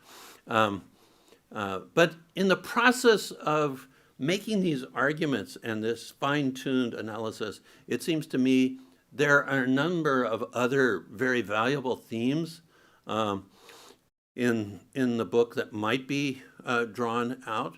I guess my first one is you show that the Mughal nobility was not dependent on these big financiers at an earlier stage. But then what are they, if one accepts at all any notion of social foundations, what are they dependent on? And it seems to me that the logical explanation, and I assume the right one, but I'm not sure, is that the Mughals had so systematically set up such an effective mechanisms for drawing rural resources through the revenue system by the early 17th century, that they didn't rely on these other kinds of sources of revenue. So I think it might be interesting to examine over time the shifting character of the kinds of resources the Mughal state. And this is completely suggested by your analysis, not a question I would have thought of before. And so to some extent, maybe the book leads us back a bit to a picture of the early Mughal Empire as an agrarian empire, but you don't address the agrarian side of the questions. That's not really your subject. But where does it lead? Is really so. I think that might be an article. Another implication of Sudev's book, it seems to me, is that historians have not yet fully recognized the importance of conflicts among claimants to the throne for understanding the structure of the empire. At least this is my impression. You mentioned Munis Faruqi, but I think that's exception. So you really show that beginning with in the middle of the 17th century. But I think here in your talk you suggest this is beginning in mid 17th century. But in the book you suggest it's happening earlier. Everyone recognizes that these kinds of conflicts were happening, but their structural implications, I think, have not been really appreciated, and I think that might be brought out. These conflicts were important because claimants lacked access to the everyday revenue structure of the empire and needed to develop new sources of revenue to fund armies, and they turned to the financiers either through voluntary means or through extortion. So financiers are increasingly drawn into the politics of king-making and the building of military forces once this starts happening. And it seems to me that this is almost a critical turning point, because once this starts happening, the variety of other things that you talk about can build upon these, so that the role of financiers never ceases after that point. They're really drawn in. They become actors in all kinds of new contexts. I think that your book, and this is another, so that was another article there. I think your book has implications for how we perceive of the chronology of empire. I think typically we think of, there was a period in which the Mughal Empire was this stable thing that then in the late 17th century, or maybe with 1707 or something like that, becomes subject to processes of decline. I think you suggest that Mughal structure is something that's ever changing, and not something that was ever fixed for any length of time. So thinking of a period of stability and then of decline may be too simple a way of thinking of it. And your picture of what happens after maybe initial period of stability has so many different phases to it that are very different in character, that I think that would I think make a valuable contribution to write an article about that. Yep. Basically, this is very important what you're saying. Yeah. So allow me Yep. just half a minute into it. Uh-huh. Basically, the point you're making is that Aurangzeb's long rule is not stability, does not constitute stability. This is what I'm saying. Yeah. So they're saying. and that itself can be seen as either generating instability or is full of instability and there's a cover Yeah. up. And ultimately 1707 is when the decline is very evident, but decline begins Yeah. during the long And, Aurangzeb and, phase. and to me, the period, I'm not sure I even want to use the word decline any longer, but just changes in structural form over time. This book suggests they're beginning in Aurangzeb's very attempt to acquire power in competition with his brothers and so on at an earlier stage, where his brothers and he end up trying to cultivate the support, get the support of financiers in this area. Yeah, okay. Maybe just 2 more Oh, minutes. yeah, 2 more minutes, yeah, sorry. This is longer than I thought it would.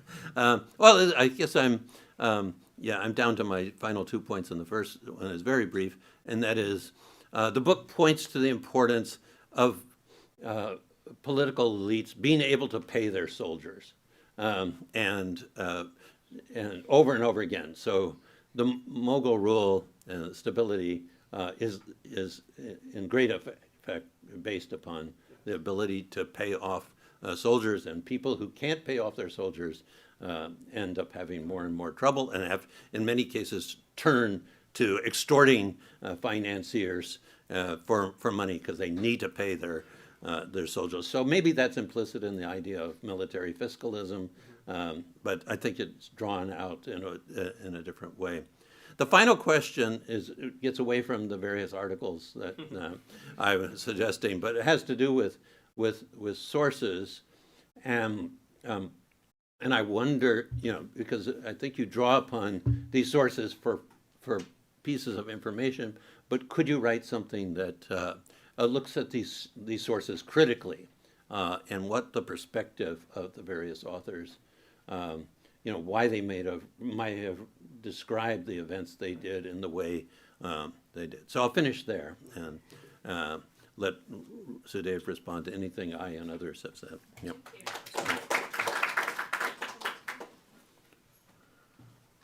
All right. I'm sure Sudev will have thoughts on all of the excellent reflections and comments, but I also want to make sure the audience has time to pose their thoughts and questions, and I'm sure Sudev can sort of tie up some of the common threads. So, questions? Yes, Ashu, go ahead. I don't want to monopolize the audience block here. I'm sure there are others who want to speak. So, Leela wants to speak. Go ahead. No? No, you? Well, Ashu's already had a say, so you can start. Thank you. This sounds like an absolutely fascinating book, and I'm going to read it. Thank you. And you presented beautifully. So Thank you so much. yeah. So the question is sort of a relatively side story to your main argument. I'm interested, but it relates to the question of sources, which I know historians talk about in certain kinds of ways. And so this is a question about a source, and that is, and the side story is, I'm interested in the story of your pursuit of a painting, which ended up being the cover of your book. Did you see that as a source? And if so, what kind of source? What was that painting doing for you? Yeah, Can it's a you really say good something question. about things like that? It's a really good question. So the only evidence that we have of a money changer, for example, and I use it in my book, is a painting that Braudel actually uses in his book. It's of an indigenous money changer somewhere in Uttar Pradesh. Oh yeah, sorry, yeah. The only painting that we have of a money changer, for example, for this period is coming from outside of Gujarat, and Braudel cites it in his book. For me, I was just excited by the fact that some visual representation of this family existed, because I have no visual representation of the family at all. So it was simply that I wanted to figure out where this thing was. Had I found it earlier, when the book wasn't going to print, I could have potentially used that source to think much more about that painting. The question was asked, where was this banker going, for example? Where was he coming from, and so on and so forth. But it just came so late in the game that I really relied on textual sources mainly, because visual evidence doesn't exist. So I really wish we had more of that. But that's all I can say about that particular painting. And that's all I know about the painting, that it's an 18th century painting on the inner marble wall of a Jain temple. I wish an art historian could come with me and actually look at that closely, because I'm sure it would reveal much more. I know the soldiers are armed, and he's flanked by an armed entourage, which is interesting because it ties up very nicely with the textual evidence, which suggests, the process of demilitarizing South Asia was not a sort of an overnight process. And part of this is a very complex idea, right? The idea that the military, that like the Mughal state was fiscally solvent, had multiple soldiers on its payroll, and was able to effect a state-like structure for a long period of time, has to be put in contrast with changes that were taking afterward, where there was a conscious effort to demilitarize South Asia. That's what the early colonial state tried to do. But now you have soldiers who are looking for work and desperate for work. So this painting confirms 18th century evidence that these bankers started becoming the primary source of employment for many of these military men. The Javeris, for example, had 400 or 500 soldiers waiting outside their mansion every morning as day laborers looking for military work. So the idea, so the visual evidence does support that idea, for example, but I just wish I had more time before the book even went into print to think about that. The only fancy portrait we have of Shantidas Javeri, which is in the book, and I mentioned this, is from a much later period. It's a visual recreation of what he might have looked like. I think I showed you that picture as well. That's not a contemporaneous painting. I have no idea what he looked like. So that's the best I can do for that. Ashu and then. Oh, no, you should. Or- As far as you're a business historian.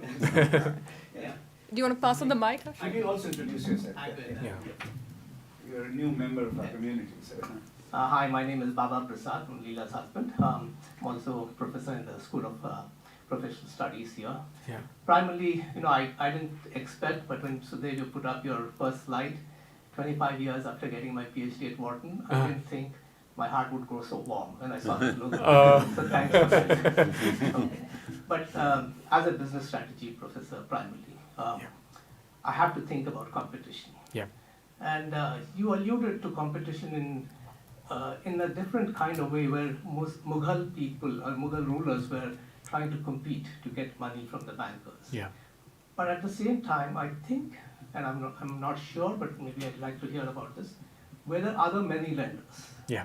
money lending families? Yeah. And what was the kind of competition that existed between Very these nice. to patronize the Mughal rulers? Yeah. And how did that dynamic actually play out in your Very good. political scenario? Lovely question, and the book does go into this, and it kind of speaks to some of the questions that Osama was asking earlier about other ties outside of economic ties. And one of the things I explore in the book is rivalries between Jain families and between merchants of different kinds. So the merchants involved in the jewelry trade were different than the merchants involved in the trading of silk, and they were different than the merchants involved in the trading of indigo. And so a lot of what's happening is not just state-capital relations sort of involved in a delicate dance with one another, but also local merchants competing and contesting with one another, coming from the same community. And we have this in very clear terms where, just to give you one small example, the institution of Nagar Shade, which is written about by some scholars earlier, notably the late Makran Mehta, who just passed away, and Vijayendra Tripathi from IIM Ahmedabad.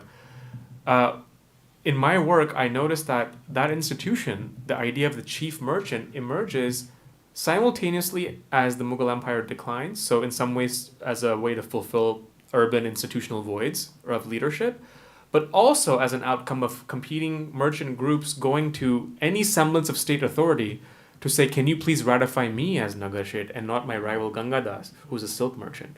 So the idea that the Jains operated in some kind of cohesive manner is just not true. And in fact, even sectarian debates between Jain monastic traditions in Ahmedabad were involved in these kind of parallel lines. So you had Shantidas Javeri being patronized and patronizing one particular monk, and then his rival Gangadas would be involved in a similar kind of...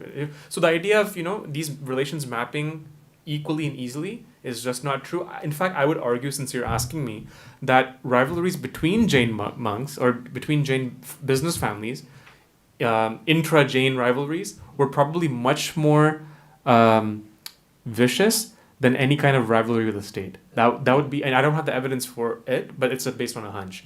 And some of it comes out in violent ways, including the murdering of rival merchants. So we have evidence of that in the book as well. Yeah. Ashu. So, this is absolutely Fascinating, thank you. Thank you.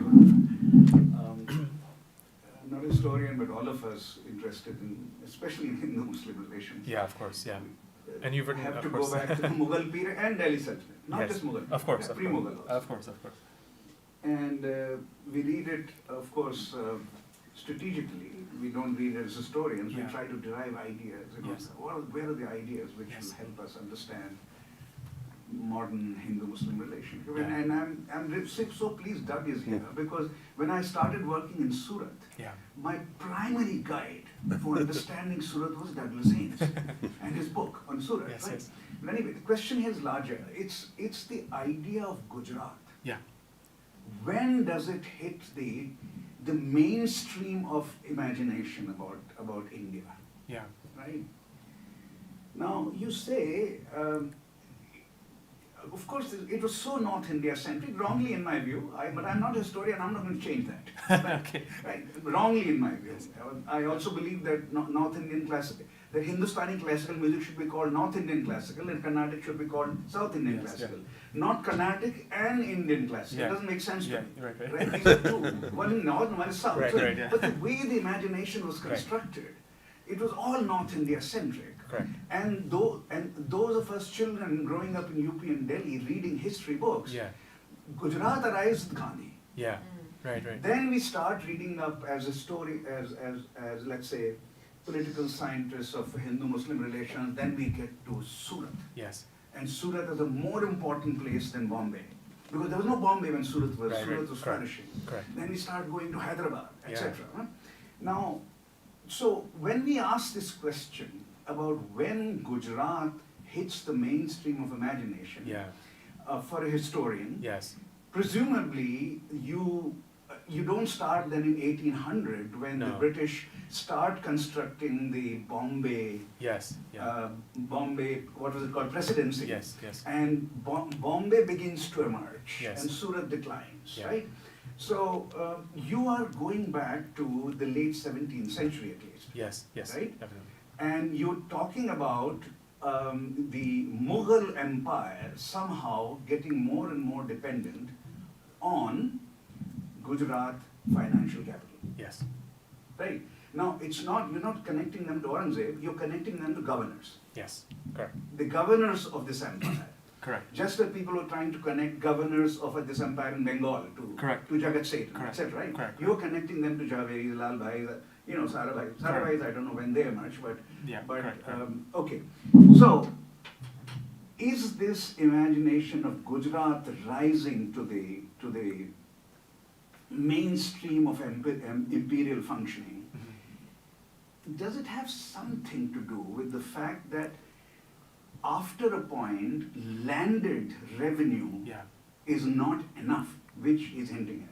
Right. Right. Doug is hinting at. Right. Right. Landed revenue is not enough to finance an empire, to run an empire, Right. and increasingly maritime imagination has to come in. Right. It's a really interesting question. It has to come in, and it comes in through Gujarat. Yeah. It comes in through what became the Maharashtra later. Mhm. It comes in through Calicut, etc., etc. Yes. Yeah. Especially. I don't know about the eastern side as well, Yeah. but the western side. And I draw your attention in particular to Soumitra Jha, Yes. Yeah. who blew my mind on Hindu-Muslim relations when his work took me to a very important claim, Mhm. that Gujarati interaction with Arab traders, Muslim traders, began soon after Islam was born, Correct. Yeah. That's correct. in the 7th century. Yeah. And the interaction between Muslim traders coming from Arab lands to Yeah. Gujarat and Gujarati traders also doing something in return leads to very serious financial interaction and commercial interactions. Now, the puzzle here then is that when we say typically that Mughal India had Middle Eastern lineage, Mhm. but Mughal India is perhaps best depicted as having Central Asian lineage, Correct. which is land circumscribed. Yes. Because thinking of Arab connection would inevitably lead you to maritime trade. Right. Right. Right? Inevitably, and there is so much going on after the birth of Islam and Gujarat in his work, and he actually takes me to towns through his work, Right. Right. which still have some of those linkages alive, and then he gives you a connection between 7th century trade networks and networks today. Right. Right? So can you comment on this? The idea of landed imagination, land-based imagination and maritime imagination, Correct. or Central Asian land-based imagination versus Arab-based Yeah. Middle Eastern imagination, whether these make some sense. Okay, that's interesting. I'll be brief and in the interest of getting other questions too. The way I would think about this question is that Akbar conquers Gujarat in the late 16th century before any Europeans have arrived in South Asia. For him, his first ocean ride and the first time he'd seen the ocean was Cambay actually. So before Bombay was Surat, before Surat was Cambay, which is incidentally my father's birthplace also. It's quite an interesting place to visit. So Cambay has a history of no historical riots or very few in the record. Ahmedabad, on the other hand, even in my period, you see multiple sources of evidence documenting Hindu-Muslim violence and riots in the city. Now, this question of whether land-based revenue was enough or not, I think it's not an issue because I think the land-based revenue, when it's realized during harvest season, was plentiful for the Mughal Empire. What I hope everyone takes away from this is that the timeliness of a loan matters more than the amount of the money necessarily. And it was during exceptional moments when money was needed on the spot. So yes, you could get paid back from harvest in the future, but when you're fighting a prince for emperorship, revenues a year from now don't matter that much. That helps explain revenue farming. That explains, and so revenue farming is something I talk about in the book, which is, again, much more sophisticated in the case of Ottoman Empire, but the idea where you actually start giving away land to the highest bidder. So bidding land of the auctioning type emerges as a kind of administrative solution to raise money really quickly because of political crises, not because of the lack of revenue from agrarian surplus. It's just about the timeliness of it. As far as the oceanic connections, I would like to say one thing, which is that really I think until even the late 19th century, when you get the emergence of the Tatas, for example, merchants in Gujarat were typically, based on where they're located, either land-based, inward-looking to the hinterland, or much more cosmopolitan, looking at mercantile networks. So really a lot of that has to do with where they're placed. Ahmedabadi merchants typically have been land-based, inward-looking merchants, looking at landed revenues, looking at landed sources of growing their wealth. Whereas this is different in a place like Surat, where you have Virji Vora, another Jain merchant, who is much more plugged into the Indian Ocean trade. And I think that the idea that all of Gujarat is connected to the Indian Ocean is just simply not true, based on what I've read. And that's something that, even like if you think about Gujarati migrants overseas, they typically come from Kathiawar, Saurashtra region, again along the coast, but not typically from hinterland. Even now the Lalbais, despite many opportunities to migrate and move, have consolidated their resources with the land. And that's just something that I've noticed in the materials that I've looked at. So that's sort of, we can talk about this more later, but I think the Parsis in Mumbai, Parsis in Surat, other merchants in Surat are much more plugged into the opium trade, to cotton trading overseas through other kind of financial networks. The Javeris never get involved in that, even though they have an opportunity to do so. Again, I think because they're primarily inward looking. The Mughals didn't identify mercantile capital or merchant wealth from Indian Ocean early enough. Maybe that was a downfall, but they were not concerned with that. They were just concerned with luxuries coming in from the ports, and they only cared about poll taxes and getting those luxuries to the court. They didn't, even when the Portuguese docked in Gujarat, they didn't pay much attention to it, much like when Vasco da Gama docked in Calicut, right? So, I think this kind of like awareness was just not there among Mughal elites. They would go for Hajj, and that's about it, and they would come right back. So that's the extent of what I've read in terms of that period, yeah. So it's with the arrival of British maritime power. Yeah, for sure. I would argue that. I would certainly. All right, we're almost out of time, but we can collect a couple of questions if people have them. Yes.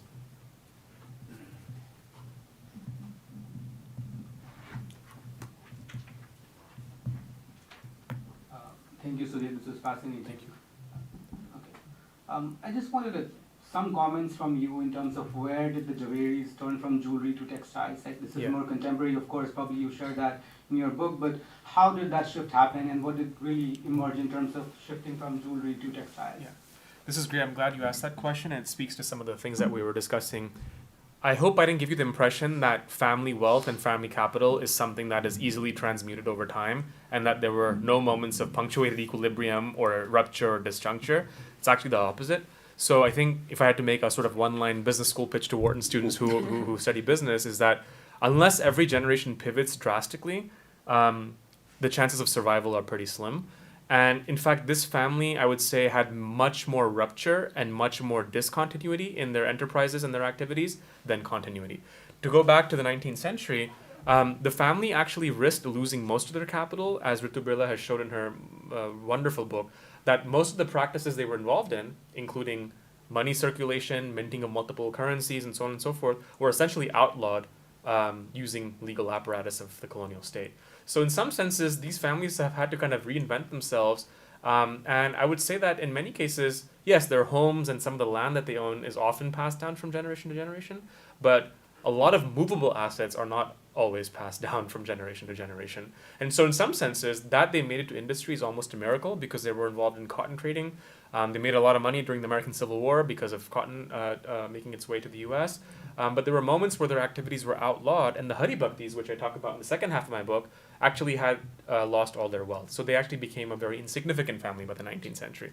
And there's probably histories that are lost of multiple, probably hundreds of families like that, who've lost out to the colonial state and colonial state's legal apparatus and have lost most of their wealth. Which is why I think in India we have this thing that you don't know who my grandfather was and my great-grandfather was. At one time, we actually did have a lot of land. But there might be some truth to that idea, you know, the idea that at some point in the past we were actually landed elites, but a lot of that was lost. The modern-day family, the Lalbhe family, Sanjay Lalbhe, who runs the company now, also started with very little capital, despite his family being illustrious, because during the 1950s and 60s, the firm was subject to tax rates by the government, Nehru's government, and he actually basically started with very little startup capital, and actually is an entrepreneur in the true sense of the word. So the denim revolution and his family's fortunes, now in the billions, are really, not to say that he was completely starting from scratch, but a lot of it was, again, pivoting and becoming a true entrepreneur. So if I had to write a second book, a second project, I think that's what I would look at, which is, you know, yes, we see continuity in terms of a family lineage, but there's actually much more rupture there than continuity, and what would that look like, and how is that happening? And that to me is the most interesting thing. Yeah. Also All right. the creation of Ahmedabad University. Correct, right, absolutely. Lalbhe, Right, So absolutely. we're out of time, and we're going to have to So carry sorry. on these conversations outside. Very quickly, for those of you who are interested in more historically oriented material here at the Saxena Center, in February, specifically Friday, February 21st, Janki Bakhle will be here, and she'll be talking about her new book on Savarkar and the making of Hindutva. So obviously you'll hear all the announcements about that in due course, but we hope to see you at many more of our events. For now, please join me in thanking Sudev as well as all of our panelists. Thank you so much. Sorry to announce it. I think your last comment. So there's food and drink outside. Yeah, Please yeah, do that's stay. brilliant.